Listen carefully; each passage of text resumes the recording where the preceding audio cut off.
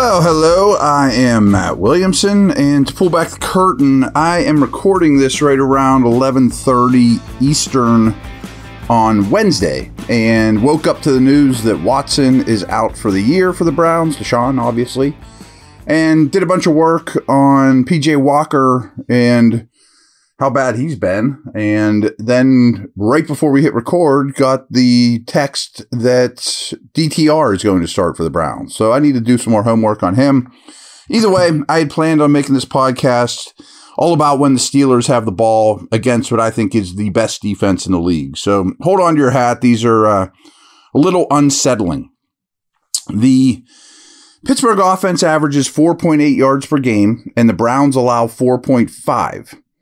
But the Steelers averaged 5.4 yards per play in each of their two most recent games, and Cleveland gave up 6.1 yards per play last week. Makes it sound a little better than it is, but you know.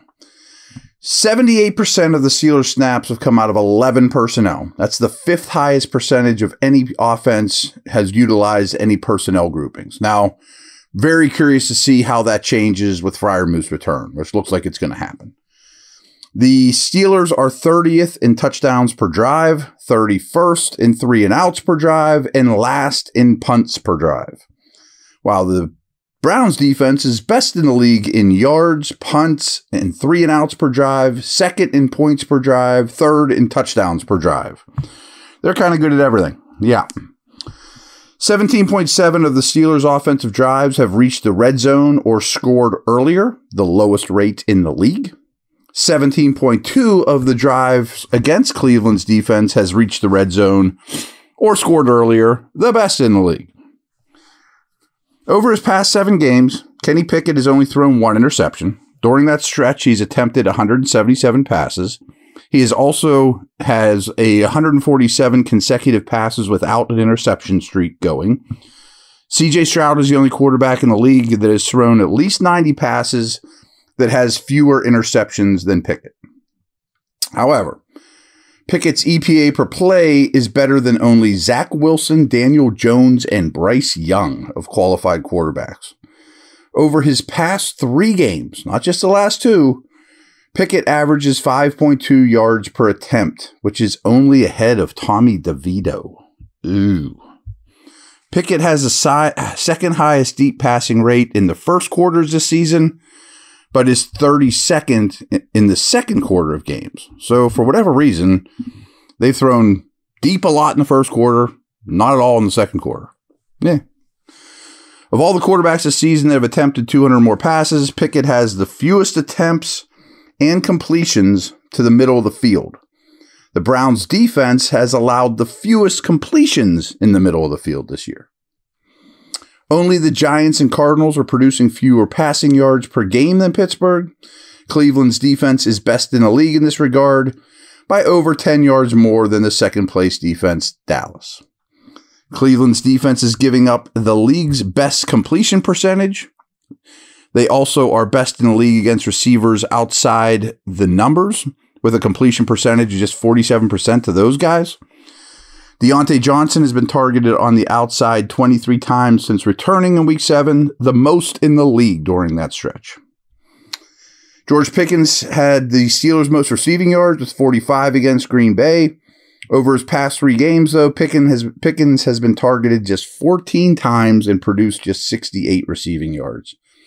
He has now been targeted on 17.6% of his routes with Johnson on the field, compared to 23 with him off. The Browns have given up just 80 total receiving yards to tight ends this year, not named Mark Andrews. Just 80 yards total to the whole position all year, with the exception of Andrews. They also allowed the 3rd fewest yards per game to opposing wide receivers. Yeah, they're pretty good. Let's take a quick break, and then we'll focus here on the running game a little bit.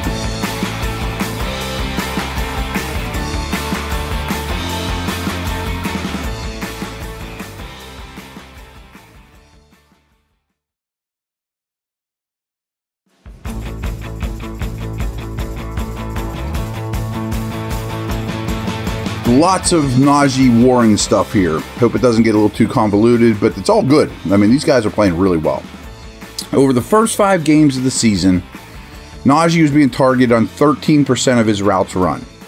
Since then, that number has shot up to 33%. Of the 50 running backs during that stretch with at least 40 routes run, only Aaron Jones is being targeted at a higher percentage. Over the course of his first 2 seasons in the league, Harris saw a target on 19% of his routes. Of all running backs that have a minimum of 20 targets, Warren's 1.7 yards per route run is 5th best in the league. He also has the most forced missed tackles of all qualified running backs as a pass catcher. Warren has been targeted on 30.7 of his routes. Only Alvin Kamara is higher amongst running backs that have run at least 100 routes. Doing some good stuff. All right, Myles Garrett. His 11 sacks is 8 more than any other Browns defender. However, Cleveland has a dozen different players with at least half a sack this year. The Browns are sacking opposing quarterbacks on 10.6% of the dropbacks, the highest percentage in the NFL. Garrett has a sack on 4.3% of his pass rushing snaps, also the highest in the NFL. And to put it in some perspective, AJ Epinesa is at 3.8. That's second. So Garrett's at 4.3. He is the 4th player since 1982 with 10 or more sacks in 6 of his 7 first seasons. Of all quarterbacks that have attempted 200 or more passes, Pickett has been deemed under pressure on 28% of his snaps. Only Zach Wilson is higher. Gardner Minshew is the only quarterback that's a qualified quarterback with less play actions attempts this year than Pickett. Now, here's a lot of Steeler running back run stuff that kind of blends together a little, but hang with me. They ran for season-high 205 yards against Green Bay after running for their previous season high the week before against the Titans. Harris and Warren combined for 183 rushing yards, and both scored while averaging over 5 yards per carry against Green Bay. Warren set career high in rushing 2 weeks ago with 88 yards on the ground against Tennessee, and then he broke that mark against Green Bay with his first ever 100-yard game.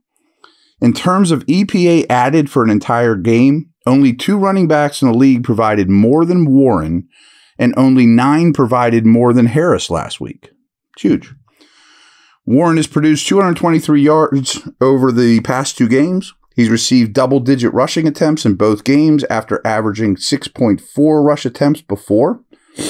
And during those past 2 weeks, Warren leads the NFL with 9 runs of 10 or more yards. 28% of Warren's runs have resulted in a first down. Only 6 qualified runners of any kind, including quarterbacks, are better. Harris averages 2.2 yards gained after first contact. Of all runners of any sort with at least 50 carries, Harris is 7th best in that regard. Where else are we at here? Sorry, I lost my place. A lot of stuff here. Harris has 520 career yards from scrimmage in his 5 games against Cleveland, and a touchdown in 4 of those contests. Harris and Warren are the only pair of running back teammates with 575 more or yards from scrimmage apiece.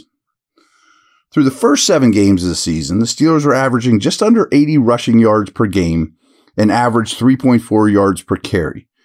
In the last 2 contests, that has spiked to 185.5 yards per game and 5.6 yards per carry. Also, from weeks 1 to 7, the Steelers were 30th in yards before contact per rushing attempt. Since then, they are 2nd best. 6.5% of the Steelers' rushing yardage comes from runs 15 or more yards. Only the Dolphins and Niners are higher.